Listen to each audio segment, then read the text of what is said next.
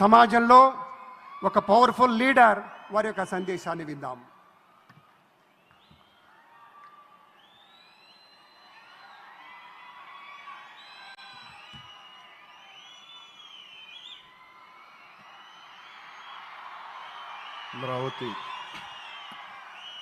అమరావతి పునఃప్రారంభం సందర్భంగా 34,000 ఎకరాలు ఇచ్చి 29,000 పైచిలకు రైతులు గత 5 సంవత్సరాలుగా నలిగిపోయి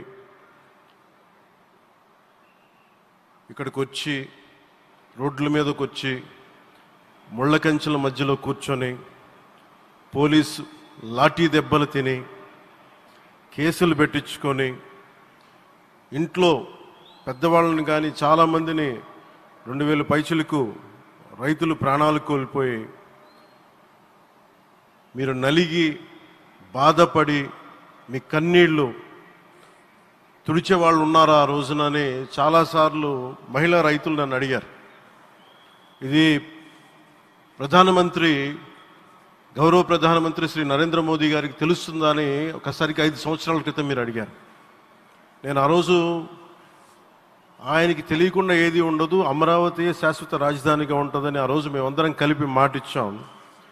ఆ ఇచ్చిన మాట ప్రకారం ఈ రోజున గౌరవ ప్రధానమంత్రి గారి చేతుల మీదుగా మళ్ళీ ఇంకొకసారి పునఃప్రారంభం జరగబోతుంది.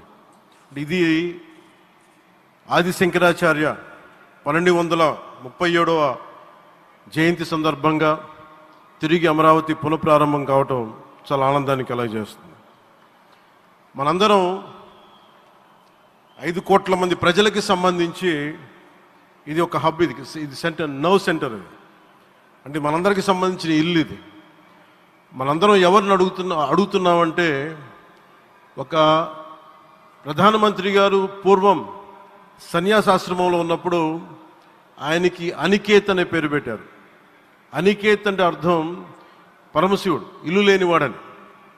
అలాంటి ఇల్లు లేనివాడు, కుటుంబం లేనివాడు 5 కోట్ల మంది కుటుంబాలకు, 5 కోట్ల మంది ప్రజల కోసం, ఎన్ని కోట్ల కుటుంబాల కోసం మనందరికీ రాజధానిలో ఒక నగరం నిర్మించడానికి, ఇల్లు నిర్మించుకోవడానికి ఇల్లు లేకుండా 140 కోట్ల మంది ప్రజల బాధ్యత తీసుకొని కశ్మీర్ నుంచి కన్యాకుమారి వరకు, అక్కడ కామాఖ్య నుంచి ద్వారకా వరకు ప్రపంచమే, మన దేశమే తన కుటుంబంగా చేసుకుంటూ ఈ భారతదేశమే తన ఇల్లుగా చేసుకొని తిరిగి పునఃప్రారంభానికి విచ్చేసిన గౌరవ ప్రధానమంత్రి శ్రీ నరేంద్ర మోదీ గారికి మనస్ఫూర్తిగా మన అందరి తరపున, ఆంధ్రప్రదేశ్ ప్రజలందరి తరపున, అమరావతి రైతాంగం తరపున, ఆడపడుచుల తరపున వారికి చేతులెత్తి హృదయపూర్వక నమస్కారాలు తెలియజేస్తున్నాను.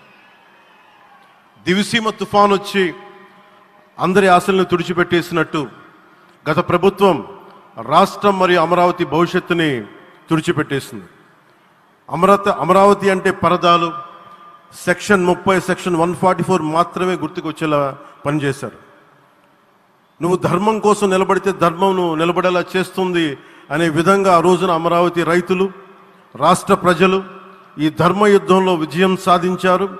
రైతులు ఇచ్చిన 11,000 ఎకరాల భూమిని త్యాగం చేసి వారి సంకల్పం, 33,000 ఎకరాల భూమిని త్యాగం చేసి వారి సంకల్పం ఫలితంగా ఈ రోజున ఆంధ్రప్రదేశ్ రాజధాని ఆవిర్భవించింది. అమరావతి రాజధాని పనులు పునఃప్రారంభమవుతున్న ఈ శుభ సందర్భంలో ముందుగా రాజధాని నిర్మాణం కోసం స్వచ్ఛందంగా ముందుకొచ్చి తమ భూముల్ని, పొలాల్ని ప్రభుత్వానికి ఇచ్చిన అమరావతి ప్రాంత రైతులకు, మీ త్యాగానికి గత 5 ఏళ్లుగా మీరు చేసిన పోరాటానికి శిరస్సు వంచి మీకు ధన్యవాదాలు తెలియజేస్తున్నాను. గత 5 ఏళ్లుగా రాజధాని నిర్మాణం నిలిచిపోయి రాజధాని తరలిపోతుందనే సమయంలో రోడ్ల మీదకు వచ్చి 5 కోట్ల ప్రజల తరపున రైతులు, మహిళలు, విద్యార్థులు చేసిన పోరాటం, మీరు పడిన అవమానాలు, మీపై పడిన గాయాలు ప్రతి ఒక్కటి మా మనసులో ఉంది. ఆ రోజున దివ్యాంగులను కూడా లాఠీ దెబ్బలు నా గుండెలు ఇంకా సజీవంగా ఉన్నాయి. ఆ బాధ మేము మర్చిపోలేదు, ఎవరిని మర్చిపోనివ్వలేదు. అందుకని దానికి సజీవ సాక్షి ఈ రోజున తిరిగి పునఃప్రారంభానికి గౌరవ ప్రధానమంత్రి గారు రాక, ఆ రోజున మహిళలు, విద్యార్థులు చేసిన పోరాటం, మీరు పడిన అవమానాలు, మీపై పడ్డ గాయాలు ప్రతి ఒక్కటి మనసులో ఉంది. మీ త్యాగాన్ని మేము మర్చిపోం. మీరు చేసిన త్యాగానికి జవాబుదారీగా ఉంటాం. బాధ్యతగా అమరావతి నిర్మాణం జరిగేలా సాయశక్తుల ఈ కూటమి ప్రభుత్వం కృషి చేస్తుంది. అమరావతి రైతుల త్యాగాలను హృదయపూర్వకంగా స్మరించుకుంటూ వారి ప్రతినిధులుగా ఇక్కడకు విచ్చేసిన రైతులకి నా ప్రత్యేక నమస్కారం. ఈ పోరాటంలో వారికి ప్రతినిధులుగా సన్మానం అందుకుంటున్న మహిళా రైతులు పాత్ర, ప్రత్యేకించి అమరావతి మహిళా రైతుల పాత్ర చాలా అభినందనీయం. మీరు ఎంత నలిగారు, మీరు ఎంత రోడ్ల మీదకి వచ్చారు. మగవాళ్ళు ఆపేస్తే ఆడపడుచులు బయటకు వచ్చి తిరిగి పౌరుషం చూపించారు, ఆంధ్ర పౌరుషాన్ని చూపించారు. మీరికి నా ప్రత్యేక అభినందన. వాళ్ళు చూపిన సాహసం, సహనం అందరికీ ప్రేరణగా నిలుస్తాయి. వేదిక మీద ఉన్న నా మంత్రివర్గ సహచరులకి, గౌరవ ప్రధానమంత్రి శ్రీ నరేంద్ర మోదీ గారికి, విజనరీ అయిన గౌరవ ముఖ్యమంత్రి శ్రీ నారా చంద్రబాబు నాయుడు గారికి, సోదరులు లోకేష్ గారికి, గవర్నర్ గారికి ప్రత్యేకించి నా హృదయపూర్వక నమస్కారాలు, ధన్యవాదాలు తెలియజేస్తున్నాను. అలాగే ఇతర సహచరులకు, సభకు హాజరైన వారికి, రాష్ట్ర ప్రజలకు కూడా నమస్కారాలు తెలియజేస్తున్నాను. ఇక్కడ రైతులు భూమిని మాత్రమే ఇవ్వలేదు, రాష్ట్ర భవిష్యత్తును నిర్మించే ఆశలను, విశ్వాసాన్ని ఇచ్చారు. కానీ 5 సంవత్సరాల్లో గత ప్రభుత్వం ఆ త్యాగాన్ని అవమానించింది. 3 రాజధానులు అస్తవ్యస్త విధానంతో ప్రజల విఘ్నతని, అమరావతిని అగౌరవపరిచింది. ఈరోజు ఈ వేదిక నుండి మేమందరం మీకు హామీ ఇస్తున్నాం. అమరావతి మళ్ళీ ఒక ప్రపంచ స్థాయి సర్వశ్రేష్ఠ రాజధానిగా ఆవిర్భవిస్తుంది. అమరావతి ఒక ఆర్కిటెక్చరల్ జోన్, ఒక కాంక్రీట్ జంగిల్గా మిగిలిపోకుండా జవాబుదారీతనం, న్యాయం, ప్రజాస్వామ్యానికి ప్రతీకగా నిలవాలని ఆకాంక్షిస్తున్నాను. కేంద్రంలో రాష్ట్రంలో స్థిరమైన ఎన్డీఏ ప్రభుత్వం ఏర్పడిన కారణంగా అభివృద్ధి కార్యక్రమాలు వేగంగా సాగుతున్నాయి. మేనిఫెస్టోలో ఇచ్చిన హామీలన్నీ దశల వారీగా బాధ్యతాయుతంగా అమలు చేస్తున్నాం. కేవలం మ్యాచింగ్ గ్రాంట్స్ ఇవ్వని కారణంగా గత ప్రభుత్వం రాష్ట్రం కేంద్రం నుంచి పొందాల్సిన 1000 కోట్లు నష్టపోయింది. కానీ ఈ ప్రభుత్వం కోఆపరేటివ్ ఫెడరలిజం స్ఫూర్తితోటి, పరస్పర సహకారంతో పనిచేస్తున్నాం. రాష్ట్రంలో రహదారులు, రైల్వే, పారిశ్రామిక రక్షణకు సంబంధించి ఈ రోజున మన అమరావతి కాకుండా రాష్ట్రంలో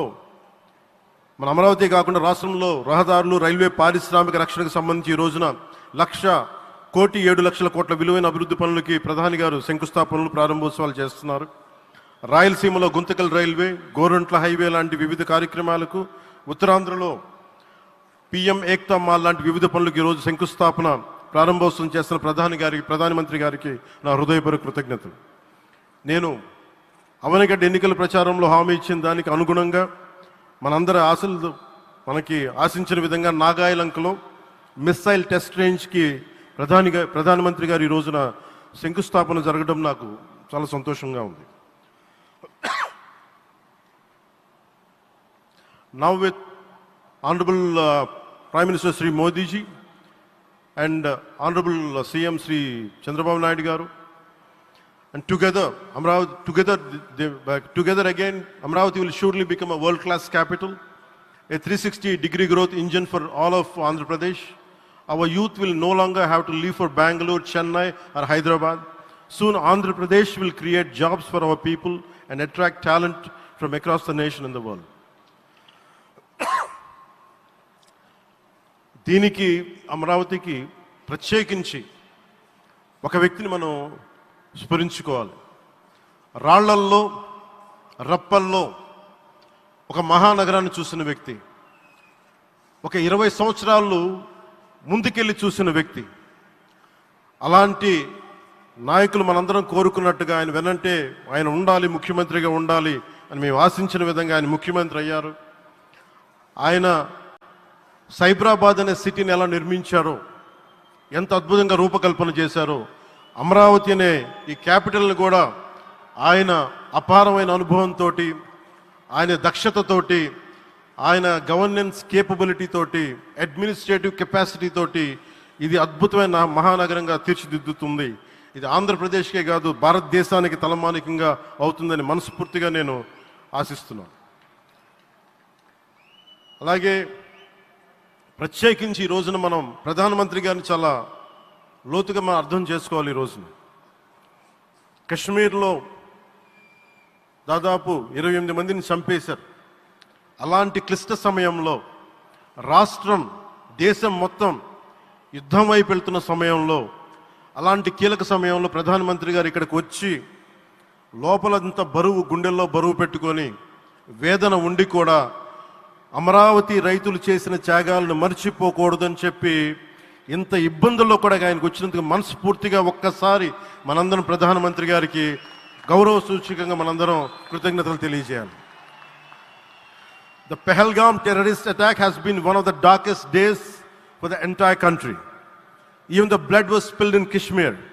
The blood spilled in Kashmir, it created tremors in the entire nation. And we had seen it personally, witnessed personally, the pain of the victims. For the Honorable PM Modi ji, he is leading the country through these tough times, and he assured all the citizens with stern action against the perpetrators of terrorism. I know this is very sensitive time, and Modi ji is carrying the nation's burden. Amidst this tremendous difficult moment, Modi ji still gave time and came today to Amravati.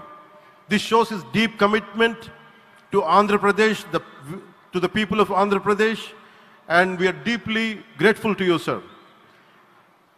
May Lord Bhavani, మన కనకదుర్గమ్మ ఆశీస్సులతోటి వారికి బలాన్ని ఇవ్వాలి, శక్తిని ఇవ్వాలి, మనందరం ప్రార్థిద్దాం.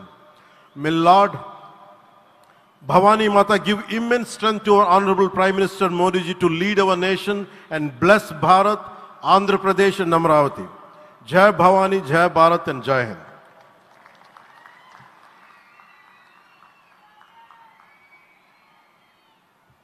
శ్రీ పవన్ కళ్యాణ్ సార్కి ధన్యవాదాలు తెలియజేసుకుంటూ, ఆంధ్రభూమికి గర్వకారణంగా నిలిచేటువంటి నాయకులు కొంతమంది ఉంటారు.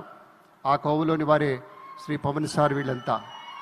అలాగే మరొకరు కేంద్ర భారీ పరిశ్రమలు, ఉక్కు శాఖల సహాయ మంత్రి వర్యులు శ్రీ భూపతిరాజు శ్రీనివాస వర్మ గారు మన మధ్య ఉన్నారు.